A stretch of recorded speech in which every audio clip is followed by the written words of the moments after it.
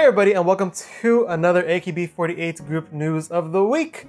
It's been a little bit, but now we are back, running in motion, and I'm here to give you guys the news that happened in AKB48, their graduated members, as well as the graduated members of Sakamichi, and the current members of Sakamichi, basically long-winded 48 and 46 group.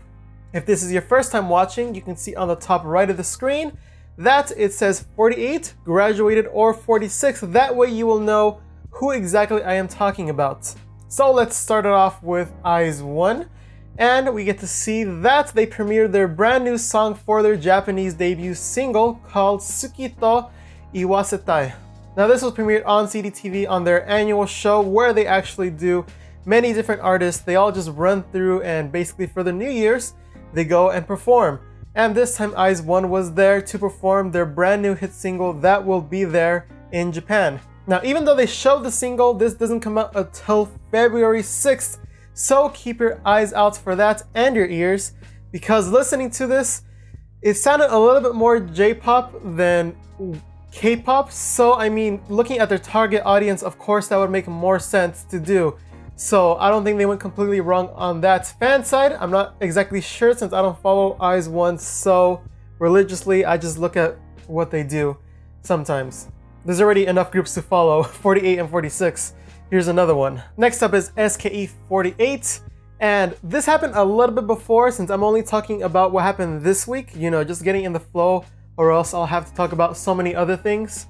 But it seems like SKE48 has finally been bought, since AKS was actually in dealings with a company called KeyHolder to buy SKE48. And basically how this goes with big companies, it's usually shares, and in this case KeyHolder got 85% of the shares, which means AKS still has some of it still, but not all of it, and the majority now that KeyHolder has it.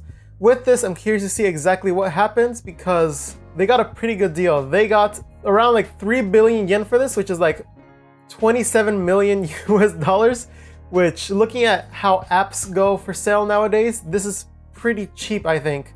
You know, I don't have much money, but that'd be a pretty well worth investment if you can actually make SKE48 be better than they are now. It'd be pretty profitable. So basically what happens with this is, when this comes into effect in March, they will be able to hold rights to their music, video, production, and theater.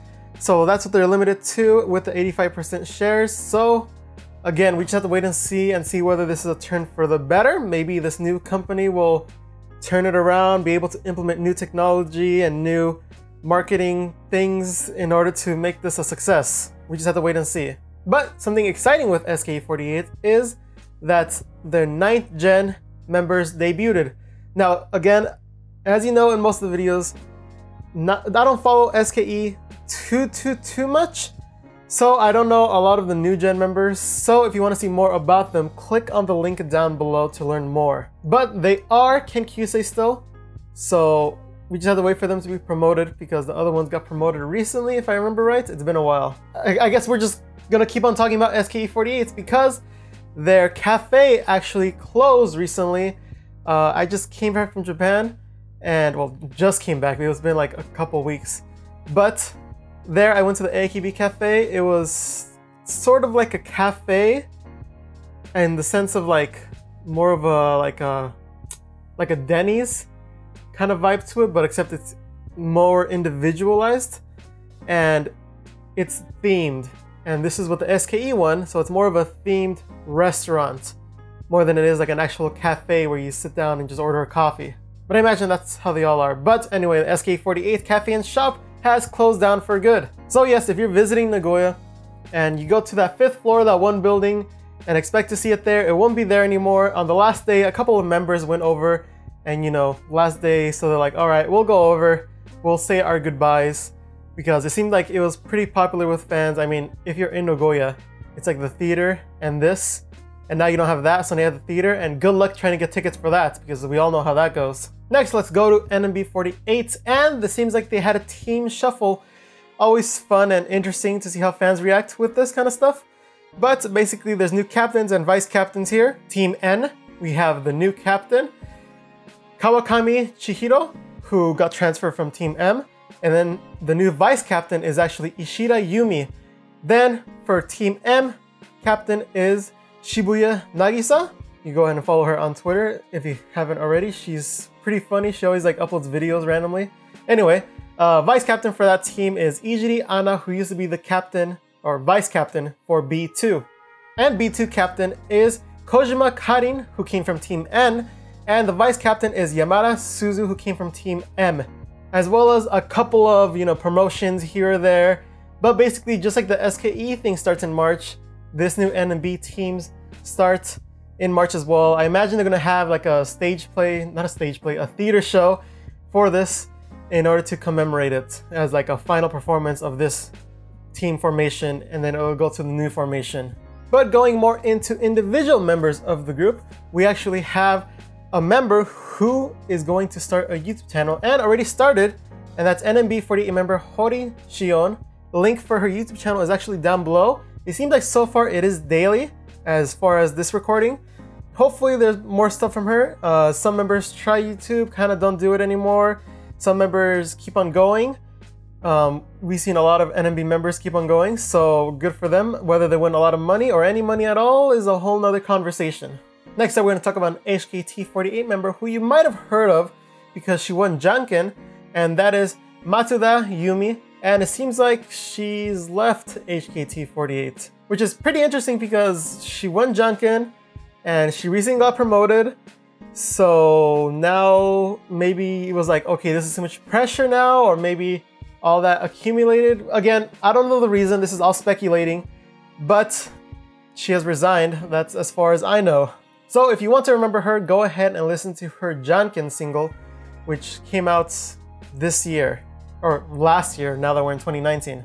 And last bit of 48's news is with the Kautan Matsumura Kaori, and it seems like her graduation date is actually set now. It was kind of up in the air for a little bit, but now it is set for February, which is next month. I mean, at least she'll turn 29. She should have waited another year, so she could be 30 years old and still an idol. Imagine how cool that would be to say. But she says she wants to get married and have kids eventually, and she doesn't want to be super old and still be an idol and not be able to marry or anything like that.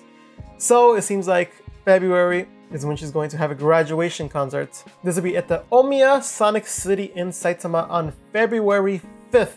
Again, should have waited till 30. That would have been pretty cool to say. Next up, we have graduated members. Let's start off with a former AKB48 Team 8 member by the name of Hayasaka Tsumugi. Now, as we remember, she graduated. I was very sad about it. She was one of my favorite teammate members. But it seems like now she is part of another AKB production, which is, what is the name of it? Like $1.50 or something? No, it's the Coinlockers. That's a whole different AKB title name. It's the Coinlockers. And this is actually based on people who are in a band, but just a lot of them. And they're gonna like switch out, and the center or the main group is gonna be based on the genre of music, not on their skill or who wants to be pushed. It's whatever the main song is. So it's pretty interesting concept, and this member is now in it. So this sounds like an interesting concept, and I wonder how far it's gonna go, especially with these 41 members.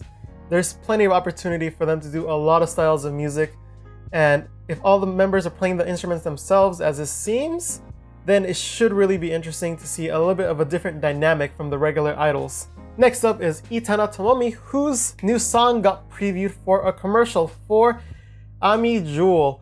And with this one, you can basically hear the commercial and then be able to preview the song, kind of like we've seen before, like for example with Nogizaka 46 and Synchronicity, how it was for that Suits brand. Same idea here. If you want to go ahead and listen to that, you can go to their website down below. Next up, we go into Nogizaka 46X member Hatanaka Seira, and it seems like she is pregnant and is going to have a baby this year. Congratulations to her. She announced it on Instagram. First Nogizaka member to have a baby. Look at that. Came so soon, came faster than I expected. I mean, she was the one that was married maybe sooner or later, but again, you can never tell. But still, congratulations, really. And next up is with old Keyakizaka 46, Imaizumi Yui, who is now in Avex, no longer in Sun and Flower.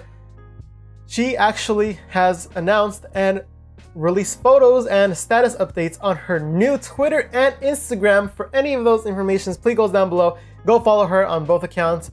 I'm sure it will be worth it. You can't go wrong with a little more zooming in your life.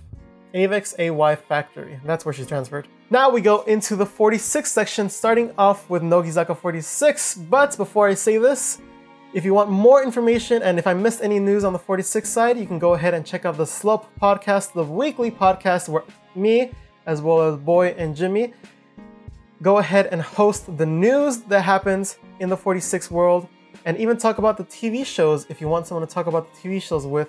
We look at it, we call it funny moments, and basically it's a good time. Go ahead and check it out. Slope Club on YouTube or even on twitch.tv/Slope Club if you want to watch it live on Tuesday evenings, LA time. Anyway, big news happened with Nogizaka 46 and they actually took twice now, 2 years in a row, the Grand Prix for the Japan Record Awards. Very big. I remember someone said if they get it twice, they'll match AKB because AKB was able to do it twice. And now look at Nogizaka, able to do it twice. Congratulations, with synchronicity nonetheless. Mayans sent her song, so I'm even more proud. And if you have not seen the performance, that's possibly one of the best synchronicity performances that has ever been danced and sung. Go ahead and watch the Record Taisho or the Japan Record Awards to see that performance. And if you want to see them crying while trying to maintain their cool after they win, then you can watch the post show of that too. Next up we have the Zombie Project. I haven't talked about this for a while, but basically the stage plays are over, but they recently announced that there's going to be more stage plays happening with new teams. Team Black, Team Yellow, and Team Green, each of course with a member from Nogizaka, from Kanji Keyakizaka, and Hiragana Keyakizaka. Seems like they're continuing this from February 2nd to the 17th. Again, more details for which members are in each team down below on their website. A stage play with a couple of Nogizaka 46 and ex-Nogizaka 46 member, again called Girls Revue, R-E-V-U-E. Well, it seems like the visuals have been shown and the poster is there as well. If you go to the website, you can see the full picture. But there, basically, you get to see the members, which are Higuchi Hina, Suzuki Ayane Itojuna, and former member Nojo Amie, be all in the same poster for this stage play. But basically, this will run from the 10th to the 27th in Tokyo and in Osaka from the 1st and 2nd of February. So if you're curious about that, maybe there around those times and maybe probably looking to get tickets, now would be the time to get the tickets. Unless they're already sold out, because I don't know how it works with the stage plays. But nonetheless, those members are all great. Nojo Amie, if you haven't seen her in a stage play, I'd check out like the Sailor Moon one or something because she's actually pretty good. Next up we have Yoshimoto Zaka 46. Look at that, a new 46 group in the mix. With this group, it's basically a lot of talents from Yoshimoto who auditioned to be part of the sister group of the Sakamichi, and with this they're able to become the members of this sister group. Basically we have a brand new music video from one of the subgroups already in here. That's a trio, and I have to say, even though it's region blocked, you might need VPN to watch this, but this music video is actually pretty interesting, seeing what the budget they had. Like, this was probably recorded on a DSLR sideways or cropped in, but what they did with the effects, I feel like they did much stronger than one of the other music videos that came out that seemed like a little bit higher budget, but didn't pull it off as well as this group did, even though they had a little bit more budget. It's all about like the artistic take on it, I guess. But if you haven't watched it, I definitely recommend watching this music video, and in fact, the singing in this is... just check it out. Next up, more individual members of the 46 series is actually with Sasaki Mirei, who was able to guest appear in the music video for the artist Aimed for the song Hanabiratachi no March. Now, this is region blocked, but go ahead and check out the music video if you want to see that Mipan in a music video that isn't part of Keyakizaka. And last bit of news is with Watanabe Miho, the Bemiho. Let's go. She, of course, is in a photo book. I don't know if I've said that on the channel, but she has a photo book, the first photo book. I was surprised too to find this out. I thought there might be other Hiragana members that might sell more, But Bemiho got the first one. Maybe it's like a little test run. But nonetheless, congratulations to her. And the new cover came out. Go ahead and look at the cover. I'm not a big fan of it. I'll just say that straight up. I'm not the biggest fan of it. But if you're a Bemiho fan, I'm sure you'll enjoy it. This was shot in New Zealand in autumn. And the title of this is Hiramari, which comes out the 17th of January. And that does it all for this week. Hopefully next week there'll be another news video. You can go ahead and subscribe to know if that comes out and when that comes out. Thank you all for watching. I'm going to try to edit together the Japan videos that I did. I basically recorded some footage, not a lot of footage of when I was in Japan. I'll make like different topics and then like put that. I'll use Google Maps and Google Images to help me out or something. But I basically just want to do like little topics of the Japan trip that I took and then see a video out of it just to inform you guys about anything that you might want to know, like a handshake maybe, because I went to a couple of handshake events and other stuff like that. So if you guys are interested, let me know down below, as well as comment anything that you learned or want to say your opinion on in this news piece, like whether you like that there's a Watanabe Miho photo book, or what you think of the Eyes One song, etc, etc. Please leave those comments down below. And as I say every single week, thank you all for watching.